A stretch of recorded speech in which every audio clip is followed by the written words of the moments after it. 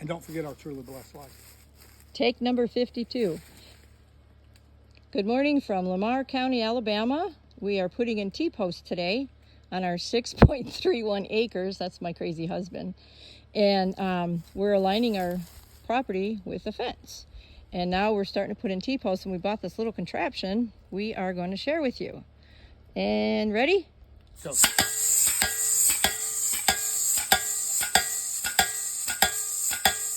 called the ManSaver. Right? Towards you a little.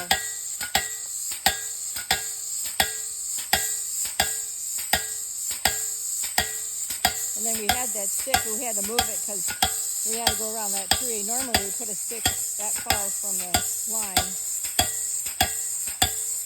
And this time, of course, you couldn't do it because of the tree in the way. And then we go down and we're going to bury the blue tape. That'll be 2 feet into the ground.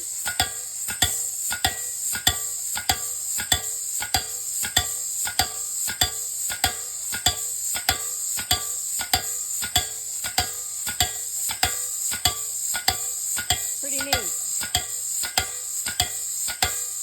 Towards you, Jeff. Pull more.